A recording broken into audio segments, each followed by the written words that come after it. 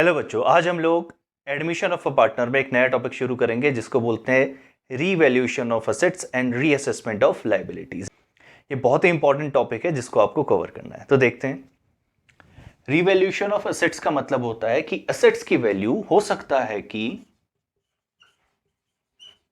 Increase हुई हो या डिक्रीज हुई हो, और रीअसेसमेंट का मतलब भी वही होता है कि हो सकता है कि लायबिलिटीज की वैल्यू बढ़ी हो या फिर गिरी हो। क्यों? तो पहले हाउ से पहले वाई को फोकस कर लेते हैं। तो अगर हम देखें कि एक हमारा अकाउंटिंग पीरियड है और पुराने पार्टनर्स हैं, ओल्ड पार्टनर्स इस पार्टनरशिप फॉर्म में रह गए, नया पार्टनर इन बिटवीन कभी भी अगर हमारा एंटर हो रहा है, चलो देख लेते हैं। अगर 6 मंथ्स के बाद D is admitting in the form, में जो भी हमारी वैल्यूज रिफ्लेक्ट हो रही हैं उसकी वैल्यू आज की एक्चुअल वैल्यू से डिफर हो सकती है। अग्रीड? बिल्कुल हो सकती है। जो बुक वैल्यू है 6 मंथ्स का पीरियड में, हो सकता है कि एक्चुअल वैल्यू डिफर हो जाए। हो सकता है कि 6 मंथ्स का भी पीरियड ना हो, कभी केस में हो सकता है 2 मंथ्स, हो सकता है 11 मंथ्स का पीरियड हो, कुछ भी हो, भले ही वो एक दिन का भी पीरियड हो, फिर भी आपको उसको अकाउंट करना पड़ेगा। तो असेट्स की वैल्यू में इंक्रीज डिक्रीज हो सकती है और लायबिलिटीज की वैल्यू भी ऊपर बढ़ सकती है या फिर नीचे गिर सकती है। तो इसका जो भी लॉस या प्रॉफिट होता है, किसका? रिवैल्यूएशन ऑफ असेट्स का एंड रीअसेसमेंट ऑफ लायबिलिटीज का, इसको शेयर करना भी बड़ा जरूरी है बिटवीन ओल्ड पार्टनर्स ओनली। क्योंकि जो नया पार्टनर है उसको हम लोगों को एक फ्रेश स्टार्ट देना बड़ा जरूरी है, ताकि उसको पिछले जितनी भी हुई है, चाहे वो फायदा हुआ है चाहे नुकसान हुआ है, उसका ना तो उसको फायदा मिलना चाहिए ना ही उसको नुकसान में रहने देने हमको। Prior to the admission of the new partner जो हमारा है उसमें हम लोगों को उसको अनअकाउंट कर देना पड़ेगा। इसी के लिए हम लोगों को एक अकाउंट बनाना पड़ेगा जिसका नाम होगा रिवैल्यूएशन अकाउंट, और उसकी जनरल एंट्रीज और हम लोग अकाउंट प्रिपरेशन अभी देखते हैं। तो वाई का आंसर आपको मिल गया कि इसको हम लोग क्यों प्रिपेयर कर रहे हैं, क्योंकि नए पार्टनर को हम लोगों को एक फ्रेश स्टार्ट देनी है और एक नई बुक वैल्यू को हम लोगों को देखना है, ताकि जितने भी अब नए पार्टनर्स आ जाएं, ओल्ड प्लस न्यू, तो उन लोगों को एक फ्रेश स्टार्ट मिल जाए। अब देखते हैं कि how do we calculate this. तो इसको करने के दो तरीके होते हैं बच्चों। एक होता है when revised value are to be recorded. Recorded where? In the books. Books मतलब बैलेंस शीट। क्योंकि हम लोगों को पता है कि जब भी नया पार्टनर आएगा हमारे पास तो हम लोगों को बैलेंस शीट फिर से बनानी पड़ेगी। ओल्ड बैलेंस शीट से जब न्यू बैलेंस शीट बनाएंगे तो उसमें ओल्ड बैलेंस शीट की और नई बैलेंस शीट में असेट्स और लायबिलिटीज की वैल्यू डिफर हो जाएगी। डिफर नहीं भी होगी तो सेम रहेगी, अगर ऊपर नीचे है तो हम लोगों को उसको दिखाना पड़ेगा। इसको बोलते हैं रिकॉर्ड करना। सपोज एक बैलेंस शीट है जिसमें हमारा असेट्स हैं, चलो ले लेते हैं लैंड। लैंड की वैल्यू 10 लाख रुपीज है और इसकी वैल्यू में इंक्रीमेंट आ गया 1 लाख रुपीज का आफ्टर 6 मंथ्स। तो हम लोगों को नई बैलेंस शीट में अंडर असेट्स इस लैंड की वैल्यू 11 लाख रुपीज रिफ्लेक्ट होते हुए दिखेगी। इसको बोलते हैं रिकॉर्ड करना। एक दूसरा केस होता है when the revised value are not recorded in the books. मतलब कि ओल्ड बैलेंस शीट में भी लैंड की वैल्यू 10 लाख है और नई बैलेंस शीट में भी लैंड की वैल्यू 10 लाख ही रिफ्लेक्ट हो रही है। हम लोगों ने उसको कोई भी चेंज नहीं किया। इसकी कैलकुलेशन अलग तरीके से होगी, इसकी कैलकुलेशन अलग तरीके से होगी। सबसे पहले हम लोग देखेंगे when revised value are to be recorded in the books, और यही आपका इंपॉर्टेंट भी है क्योंकि मोस्ट ऑफ द क्वेश्चंस आपको इसी में से देखने को मिलेंगे। एक आपने टर्म सुना होगा मेमोरेंडम रिवैल्यूएशन अकाउंट, तो वो इस केस के अंदर आपको देखने को मिलेगा। इसको हम लोग लेटर ऑन फेज में डिस्कस करेंगे। सबसे पहले हम लोग अकाउंटिंग एंट्रीज देखते हैं to record revaluation of assets and reassessment of liabilities. तो पहला केस देखते हैं, for increase in the value of asset. अब ये एसेट कैसा है? ये इंडिविजुअली है बच्चों। For increase in the value of asset, और एसेट का मतलब कंबाइंड नहीं, इंडिविजुअली जो कुछ भी गिवन हो सकता है, वो लैंड, फर्नीचर, स्टॉक, डेटर्स, कुछ भी गिवन होंगे आपको, इंडिविजुअली आपको क्वेश्चन में देखने को मिलेगा। तो अगर उनकी वैल्यू इंक्रीज हो रही है, कहां से? बुक वैल्यू से। बुक वैल्यू से करंट वैल्यू आपको देखनी पड़ेगी, बुक वैल्यू बैलेंस शीट के अंदर आपको गिवन हो सकती है या फिर एज एन एडजस्टमेंट आपको गिवन हो सकता है, और वो केस भी हम लोग अभी आगे देखेंगे। तो अगर इंक्रीज हो रही है तो उसको हम देखेंगे असेट्स अकाउंट डेबिट। इसका वही रूल है जो हमारे एसेट्स का होता है, debit increase in the value of asset. And since revaluation account हमारा नॉमिनल अकाउंट है, तो credit all incomes and gains तो हमारा गेन हो गया। For decrease in the value of asset, revaluation to asset, क्योंकि credit decrease in the value of assets. For increase in the value of liabilities, तो liabilities का credit nature होता है since वो क्रेडिट में आया है। For decrease in the value of liabilities, तो लाइबिलिटीज अगर डिक्रीज होती हैं तो उनको हम लोग डेबिट में रिकॉर्ड करते हैं। बेसिक है, क्लास 11th का ये बिल्कुल वही है, बस इस बार इसको हम लोग सब चीज को एक अकाउंट में ट्रांसफर कर दे रहे हैं, that is known as revaluation account. कभी कभी होता है कि हमारे पास एक अनरिकॉर्डेड एसेट होता है। अभी अनरिकॉर्डेड एसेट्स कहां से आया देख लेते हैं। 31/3 को हम लोगों ने एक बैलेंस शीट बनाई थी जो हम लोगों को 1 अप्रैल में शो हो रही थी। यहां से हम लोगों ने अकाउंटिंग करना शुरू किया और ये अभी हमारा एक अकाउंटिंग पीरियड खत्म नहीं हुआ था। यहां पर को हमारे पास एक पार्टनर आ गया डी एंटर होने के लिए, और हम लोगों ने हो सकता है कि जून में एक मशीनरी परचेज करी। इस परचेज को तो हम लोग यहां पर को दिखाने वाले थे, लेकिन सिंस डी पार्टनर एडमिट हो गया है तो रिकॉन्स्टिट्यूशन ऑफ द फर्म हो गई है, तो हम लोगों को नई बैलेंस शीट बनानी पड़ेगी।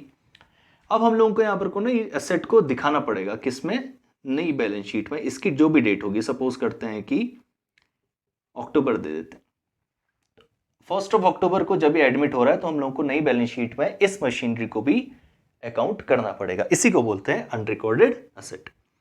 इसको भी ट्रीट करेंगे एज अ न्यू एसेट या फिर increase in the value of asset, तो एंट्री वही आएगी, unrecorded asset account debit to revaluation account. Same goes with the liability. कुछ हो सकता है कि लायबिलिटी हम लोगों ने कुछ अकर कर दिया हो, नया लोन ले लिया हो, तो अगर ऐसा कुछ हो रहा है तो revaluation account to unrecorded liabilities. Since liabilities बढ़ती हैं तो क्रेडिट में रिकॉर्ड करी जाती हैं। सेम यही लॉजिक हम लोगों ने इसको यूज किया हुआ है। अब इन सारे केसेस के बाद हम लोगों को देखना पड़ेगा कि एक्चुअल में हमारे पास नॉमिनल अकाउंट के हिसाब से गेन हुआ है या फिर लॉस हुआ है। तो अगर प्रॉफिट हो रहा है, revaluation of assets and reassessment of liabilities के बाद अगर प्रॉफिट हो रहा है तो उनका डिस्ट्रीब्यूशन किसके अमंग होगा, ओल्ड पार्टनर्स के अमंग होगा और ओल्ड रेशियो में होगा। ये हम लोगों ने देख लिया था अभी। लेकिन इसकी एंट्री क्या बनेगी, सिंपल सी एंट्री है, अगर इनके प्रॉफिट हो रहे हैं तो इनकी कैपिटल इंक्रीज होगी। सिंस कैपिटल का नेचर भी क्रेडिट होता है, तो revaluation account debit to old partners capital account, और ये इंडिविजुअली आप इसमें लिख देंगे, ओल्ड रेशियो में इस चीज को डिस्ट्रीब्यूट कर दिया जाएगा। सपोज करते हैं कि अगर लॉस हो रहा है, फॉर लॉस ऑन रिवैल्यूएशन, तो एंट्रीज अपोजिट हो जाएंगी, and the loss should be bear by old partners only. तो उनकी कैपिटल से उतना अमाउंट को हम लोगों को डिडक्ट करना पड़ेगा, तो एंट्री बन जाएगी old partners capital account debit to revaluation account. Simple सी एंट्री है। अब देखते हैं रिवैल्यूएशन अकाउंट का फॉर्मेट। तो रिवैल्यूएशन अकाउंट का दूसरा नाम होता है profit and loss adjustment account. ठीक है, तो जैसे हम लोगों ने जनरल एंट्रीज देखी, अब सिर्फ उसकी लेजर पोस्टिंग ही है। तो इस तरफ आएगा to decrease in the value of assets, जो भी वैल्यू होगी इंडिविजुअली हम लोग उसको रिकॉर्ड करेंगे, और इसका अपोजिट हो जाएगा by increase in the value of asset, उसको हम लोग क्रेडिट तरफ रिकॉर्ड करेंगे। क्यों, क्योंकि ये नॉमिनल अकाउंट को फॉलो करेगा। So debit all loss and expenses, credit all income and gains. Increase in the value of liabilities, तो हमारे लिए इसको नुकसान की तरह ट्रीट होगा, तो इसको इधर करेंगे। Decrease in the value of liabilities credit तरफ रिकॉर्ड किया जाएगा। एंड अनरिकॉर्डेड लाइबिलिटी, उसको हम लोग डेबिट तरफ रिकॉर्ड करेंगे, एंड बाय अनरिकॉर्डेड एसेट, ये हमारा क्रेडिट तरफ रिकॉर्ड हो जाएगा। ठीक है, to profit transfer to old partners capital या करंट अकाउंट, वो क्वेश्चन बताएगा आपको, एंड ओल्ड रेशियो। या तो ये बैलेंसिंग फिगर निकलेगा हमारा, या फिर ये बैलेंसिंग फिगर निकलेगा, to loss transfer to old partners capital और current account in their old ratio. तो ईदर ऑफ द टू हमारा कुछ भी बैलेंसिंग फिगर निकल के आ सकता है, और इसको हम लोगों को साफ साफ लिखा हुआ है किधर ट्रांसफर करना है। तो जब हम ओल्ड पार्टनर्स कैपिटल अकाउंट बनाना सीखेंगे या फिर कैपिटल अकाउंट बनाना सीखेंगे पार्टनर्स का, तब हम उसमें इसको रिफ्लेक्ट करना देखेंगे। ये ट्रांसफर हो जाएगा कैपिटल अकाउंट में और जो भी हमारा बैलेंसिंग फिगर आ रहा होगा वही हमारा आगे बढ़ के आंसर बनेगा। तो अभी तो हम लोगों को देखना है कि इसको कैसे बनाते हैं, जर्नल एंट्रीज को कैसे परफॉर्म करते हैं। तो एक इलिस्ट्रेशन हम लोग देखते हैं। तो हम लोग इलिस्ट्रेशन देखते हैं। PQR 3 पार्टनर है, उनका old profit sharing ratio given है, न्यू भी गिवन है। इसका मतलब रिकॉन्स्टिट्यूशन ऑफ द फर्म हो रहा है। ओल्ड बैलेंस शीट गिवन है और कुछ एडजस्टमेंट्स गिवन है। तो हम लोग 1 बाय 1 एडजस्टमेंट को देखते हैं और उसकी एंट्री कर देते हैं। पहले लिखी हुई है कि land and building valued at, तो मैं कुछ चीज़ें बताना चाहता हूँ। पहली होती है बच्चों बुक वैल्यू। बुक वैल्यू मतलब जो बैलेंस शीट में हमारी वैल्यू रिफ्लेक्ट हो रही होगी। तो लैंड एंड बिल्डिंग अभी हम लोगों की कितनी है, 5 लाख। इसको अगर मैं अब ओल्ड बैलेंस शीट बोलूं तब आपको जल्द समझ में आएगा। अब सिंस रिकॉन्स्टिट्यूशन हुआ है तो हम लोगों को एक बैलेंस शीट और बनानी पड़ेगी। वो लेटर ऑन जब हम नए बड़े क्वेश्चन करेंगे तब हम बनाना सीखेंगे। तो बैलेंस शीट बनेगी तो हमारी उसमें जो आएगी वो करंट वैल्यू आएगी। तो दिस इज गिवन 5.7 लाख, मतलब 5,70,000 ये इसकी करंट वैल्यू। एट का मतलब होता है कि करंट वैल्यू इज गिवन। तो बुक वैल्यू से करंट वैल्यू आ गई हमारी।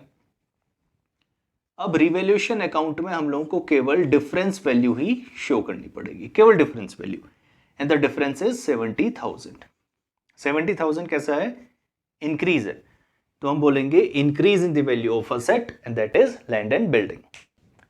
पहली एंट्री देख लेते हैं। तो हम लोग लिखेंगे कि land and building account debit 70,000 to revaluation account 70,000, केवल डिफरेंस वैल्यू वहां पर को शो करी जाएगी। सेकंड है plant and machinery be depreciated by 15%। तो डेप्रिशिएटेड का मतलब होता है कि उसकी वैल्यू में डिक्रीज होना ही होना है। वैल्यू गिवन है हम लोग को 2 लाख रुपीस की और 15% का डेप्रिसिएशन हम लोगों को लगाना है। तो प्लांट एंड मशीनरी की वैल्यू है 2 लाख रुपीस। तो करंट वैल्यू उसकी प्लांट एंड मशीनरी की क्या आएगी आप बताइए। करंट वैल्यू आएगी 1.7 लाख रुपीज, 1,70,000। वो कैसे आएगी अभी देखते हैं। 2 लाख का 15% होता है 30,000 और इतनी वैल्यू डिक्रीज हो रही है। क्यों, क्योंकि डेप्रिसिएशन उसमें लग गया है। तो करंट वैल्यू तो हम लोगों के पास इधर आ गई। तो this is the at value. अब ये बाई 30% गिवन है हमको। बाई जब भी आता है, बाई का मतलब ये होता है कि डिफरेंस वैल्यू आपको गिवन है। एट का मतलब करंट वैल्यू, बाई का मतलब डिफरेंस वैल्यू। तो इस बार डिफरेंस वैल्यू गिवन ना होके परसेंटेज में अमाउंट गिवन था, तो हम लोगों ने उसको कैलकुलेट कर लिया।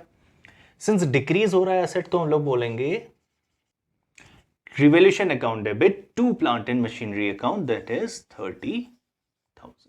तो याद रखना बच्चों, कभी भी एंट्री में हम लोग डिफरेंस वैल्यू ही डालेंगे, एट वाली वैल्यू कभी भी नहीं डालेंगे।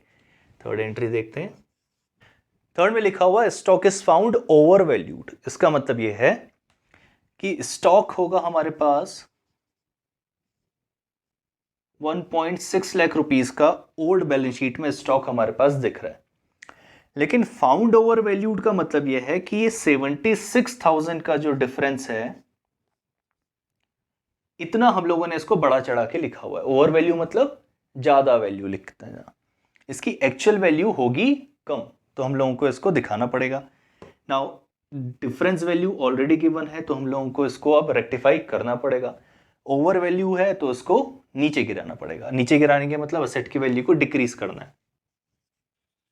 अब आपको समझ में आ रहा होगा, मैं इसको रब करके डायरेक्ट एंट्री ही परफॉर्म करूंगा। फोर्थ एंट्री है कि प्रोविजन मेड करने के लिए बोल रहा है 5% ऑफ द डेटर्स अमाउंट। ठीक है, हम लोगों ने क्लास 11 में देखा था कि रिजर्व्स एंड प्रोविजंस जब भी क्रिएट होते हैं तो वो क्रेडिट नेचर के होते हैं। जिसका मतलब उनको हम लोगों को रिकॉर्ड करना पड़ेगा क्रेडिट तरफ। तो एंट्री बनेगी हमारी, एंट्री तो बड़ी सिंपल है कि प्रोविजंस और रिजर्व जब भी क्रिएट होंगे उनको क्रेडिट तरफ लिखेंगे। तो revaluation account debit to provisions for doubtful debts. Now amount अब बड़ा इंपॉर्टेंट होता है। अब देखिए अमाउंट इंपॉर्टेंट क्यों है। अगर ओल्ड बैलेंस शीट में डेटर्स की वैल्यू गिवन होती सिर्फ 6 लाख, जैसे अभी गिवन है 6 लाख माइनस 20,000, तो वो माइनस 20,000 ओल्ड प्रोविजंस नहीं होते, तब हम क्या करते, हम लोग डायरेक्ट 6 लाख का परसेंटेज निकाल देते। लेकिन इस बार हम लोगों को ये वैल्यू यहां ना गिवन होके गिवन है और ओल्ड प्रोविजंस गिवन है और वो कितना है 20K के और लिखा हुआ है 5.8 लाख रुपीज़ हमारा। इस तरीके से बैलेंस शीट में इंफॉर्मेशन गिवन है। अब मुझे बताइए आप किस वैल्यू का परसेंट निकालेंगे। तो साफ साफ लिखा हुआ है कि डेटर्स की वैल्यू का ही हम लोगों को 5% निकालना है। तो हम लोग निकाल लेते हैं 6 लाख का 5% कितना होगा बताइए, दैट इज 30,000। अब इसमें अमाउंट हम लोग 30,000 नहीं लिख सकते, क्यों? क्योंकि रिक्वायरमेंट है हम लोगों को 30,000 क्रिएट करने की, but we have already 20,000 in our pocket. जो पुराने प्रोविजंस है वहां पर को बैलेंस पहले से ही पड़ा हुआ है, वो 20,000 है। तो हम लोग इस 20,000 को यूज कर लेते हैं। तो हम लोग अगर इसमें से इसको माइनस कर दें तो हमारी actual cash requirement for creating provision for doubtful dates is 10,000। तो यहां पर को सिर्फ वही अमाउंट लिखेंगे जो हमारा एक्चुअल में माइनस हुआ है। तो अगर इसमें फॉर्मूला लिख दूं तो आप लोग इसको इस तरह से देख सकते हैं, new minus old provisions, that is 30K minus 20K equals to 10K। तो ये आपका फॉर्मूला इस तरह बन गया। और जब आप नई बैलेंस शीट में जाएंगे तब आप 6 लाख में से 30,000 को माइनस करेंगे तो वहां पर को 5,70,000 अमाउंट आ जाएगा। फिफ्थ ट्रांजैक्शन बोल रहा है कि एक अमाउंट है 60,000 का जो क्रेडिटर्स में हमारा दिख रहा है, अब वो अराइज नहीं होगा, अब वो अमाउंट क्लेम नहीं किया जाएगा। क्लेम मतलब हमारी लाइबिलिटी की वैल्यू डिक्रीज हो गई है। तो इसकी हमारी जनरल एंट्री होती है whenever an liability has reduced its value or decrease in the value of liability, तो हम लोग उसको डेबिट में रिकॉर्ड करते हैं और रिवोल्यूशन में हम लोगों को उसको रिफ्लेक्ट हो जा रहा है। तो 5 एंट्री हो गई। अब नेक्स्ट 5 एंट्रीज देखते हैं। 6th एंट्री है rent of ₹8,000 is still outstanding. क्या मतलब कि अभी भी 8,000 का जो रेंट है वो आउटस्टैंडिंग चल रहा है। इसका मतलब आउटस्टैंडिंग एक्सपेंसेस हमारी लाइबिलिटीज होती हैं, लाइबिलिटी इंक्रीज हुई है, हम लोग इस तरह देख सकते हैं, या फिर इसको अनरिकॉर्डेड लाइबिलिटी भी मान सकते हैं। तो 6th एंट्री बनेगी हमारी revaluation account debit to outstanding rent account और अमाउंट है हमारा 8,000 का, हम लोगों ने इसको लिख दिया। 7th एंट्री है कि जो भी हमारा इंश्योरेंस का अमाउंट था उसमें से जो 10,000 का आपका एक अमाउंट है उसको आपको कैरी फॉरवर्ड करना है नेक्स्ट ईयर के लिए। इसका मतलब क्या है कि आपके जो एक्सपेंसेस हैं वो प्री पे हो चुके हैं, प्रीवियस ईयर में ही आपने इस साल की भी इंश्योरेंस प्रीमियम भर दी थी, या इस साल ही आपने आने वाले साल की इंश्योरेंस प्रीमियम भर दी है, तो इसको हम लोग इस तरह ट्रीट करेंगे। नाउ सिंस प्रीपेड इंश्योरेंस है तो उसको भी हम लोग increase in the value of asset ही मानेंगे, या फिर हम लोग बोल सकते हैं कि एक नया एसेट क्रिएट हुआ है। Prepaid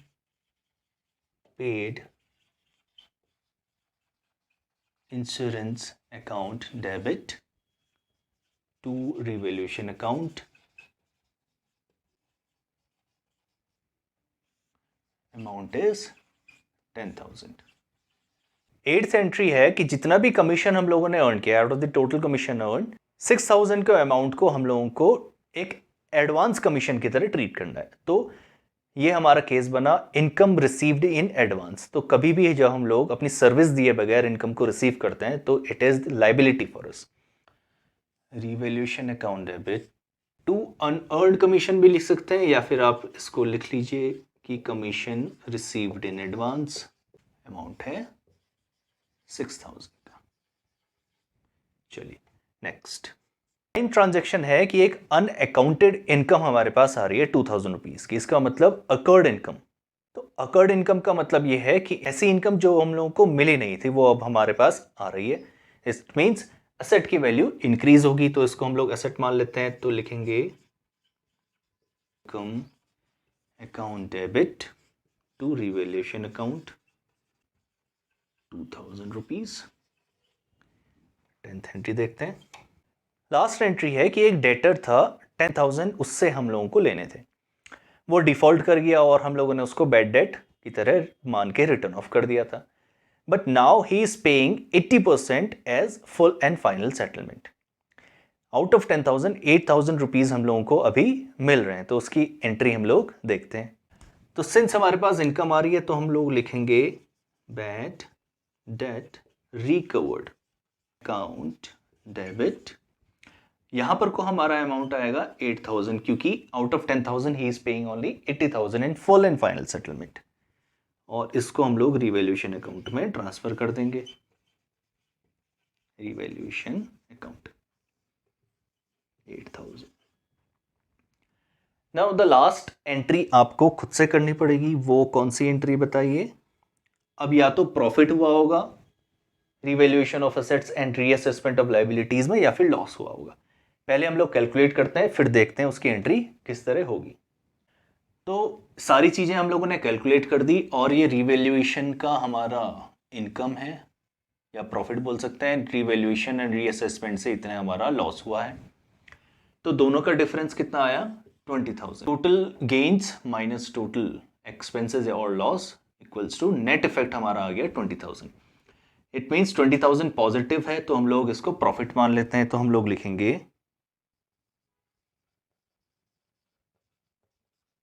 revaluation account debit to old partners capital account. तीनों की पार्टनर की कैपिटल को इंक्रीज करेंगे और इनको ओल्ड रेशियो में ही डिस्ट्रीब्यूट करना जरूरी होता है। तो हम लोग इसकी वर्किंग देख लेते हैं। That is 20,000 multiply by 5:3:2। और कॉमन वैल्यू कितनी है हमारी? 10 है, तो 10 से इसको करेंगे तो 2,000 हमारे पास एक कॉमन वैल्यू आ गई। 10,000 2,000 multiplied by 3 is 6,000. That is for Q, and for R is 4,000. And the total is 20,000. तो ये जो एंट्री है ये ट्रांसफर एंट्री बोलते हैं इसको। ट्रांसफर ऑफ प्रॉफिट हुआ है, अभी ट्रांसफर ऑफ लॉस होता है तो ये अपोजिट एंट्री हो जाती है हमारी। तो एक हम लोगों ने इलिस्ट्रेशन देखा। इसी क्वेश्चन में हम लोग रिवैल्यूएशन अकाउंट भी प्रिपेयर करके देख लेते हैं। तो रिवैल्यूएशन अकाउंट हम लोग बना लेते हैं इस इलिस्ट्रेशन का। This is debit credit, this is amount particulars, amount and particulars. ठीक है, पहली एंट्री थी लैंड एंड बिल्डिंग की और उसकी वैल्यू में एप्रिसिएशन हो रहा था, तो एप्रिसिएशन को हम लोग को यहाँ रिकॉर्ड करेंगे। हम लोग बोलेंगे by land and building account, और वो एप्रिसिएशन कितने का था? दैट इज 70,000 का। सेकेंड एंट्री में प्लांट एंड मशीनरी की वैल्यू में 15% का डिक्रीज आ रहा था ड्यू टू डेप्रिसिएशन। तो हम लोग लिखेंगे to plant and machinery account और वैल्यू इज 30,000। नेक्स्ट था हमारा stock is found over valued, तो उसकी वैल्यू में भी डिक्रीज किया था हमने स्टॉक अकाउंट, और द वैल्यू कितनी थी? 76,000 की थी। नेक्स्ट जो एंट्री थी उसमें प्रोविजन फॉर डाउटफुल डेट्स हम लोगों ने क्रिएट किए थे। तो प्रोविजन फॉर डाउटफुल डेट्स भी हमारे क्रेडिट नेचर के ही थे, तो हम लोगों ने उसको रिकॉर्ड किया था। अब उसकी लेजर पोस्टिंग होगी प्रोविजन फॉर डाउटफुल डेट्स, और अमाउंट था हमारा 10,000 का, क्योंकि 30 न्यू थे 20 ओल्ड थे। नेट वैल्यू हमारी इतनी निकल के आई थी। नेक्स्ट थी हमारी क्रेडिटर्स की वैल्यू में 60,000 का जो एक अमाउंट था वो अब क्लेम नहीं होने वाला, तो हम लोग उसको रिकॉर्ड करेंगे बाय सन्ड्री क्रेडिटर्स अकाउंट, और वैल्यू थी 60,000 की। नेक्स्ट हमारा था इंक्रीज इन दी लाइबिलिटीज, या फिर एक लाइबिलिटी हमारे पास नहीं आ गई थी, उसको बोलते वो है आउटस्टैंडिंग रेंट, और अमाउंट था 8,000 रुपीज का। नेक्स्ट एंट्री थी हमारी प्रीपेड इंश्योरेंस की। तो एक नया एसेट हमारे पास आया था, तो उसको हम लोग यहां पर को लिख लेंगे इंश्योरेंस अकाउंट, और वैल्यू है हमारी 10,000 की। नई लाइबिलिटी आ गई थी, that is commission received in advance, तो हम लोग यहां पर को लिख लेंगे 6,000। नेक्स्ट हमारी अकर्ड इनकम थी, तो उसकी लेजर पोस्टिंग इस तरफ होगी, और ये था 2,000 रुपीज की। और लास्ट था हमारा बैड डेट रिकवर्ड, तो बैड डेट रिकवर्ड भी हमारा इस तरफ आएगा बाय अकाउंट, और अमाउंट है 8,000 रुपीज़ का। चलिए अब जल्दी से देखते हैं। 70 और 60 हो गया 130, 140 हो गया एंड बिकम्स 150, तो 1,50,000। यही हम लोगों ने देखा था कि हमारी इनकम साइड ज़्यादा आ रही है। अब इस तरफ का टोटल कर लेते हैं, 70, 24 एंड 30, तो ये हमारा आ गया 1,30,000। तो 1,50,000 में से 1,30,000 को माइनस करेंगे तो हमारा बैलेंसिंग फिगर कितना है, 20,000 का है। और सिंस इनकम साइड हमारी ज़्यादा है तो ये हम लोगों को प्रॉफिट दिखा रहा है, तो हम लोग लिखेंगे to profit on revaluation transfer to P Q R's capital account. Since इसकी हम लोगों ने अकाउंटिंग पहले ही देख ली थी, लेकिन हो सकता है कि आपको without journal entries directly revaluation account बनाने के लिए किसी क्वेश्चन में पूछे तो आप उसकी वर्किंग नीचे से ही कर सकते हैं। तो हम लोग लिखेंगे 20,000 इन 532, तो कॉमन हमारा है 10 और एक कॉमन वैल्यू हम लोगों ने निकाली थी 2000, तो 2000 मल्टीप्लाई बाई 5 इज 10,000, 6,000 एंड 4,000। तीनों को टोटल करेंगे तो हमारे पास आ जाएगा 20,000। ये हमारा balancing figure, this is the answer. चलिए अब मैं आपको टीएस ग्रेवाल्स के कुछ क्वेश्चंस रिफ्लेक्ट करवाने वाला हूँ, आप इसको अच्छी तरह करिए। पहले आप जनरल एंट्रीज बनाइए, फिर उसी क्वेश्चन के आप रिवैल्यूएशन अकाउंट बनाइए और उसको ट्रांसफर करने की कोशिश करिए, या तो वो प्रॉफिट हो रहा होगा या फिर लॉस हो रहा होगा in old partners in their old profit sharing ratio. Until then study.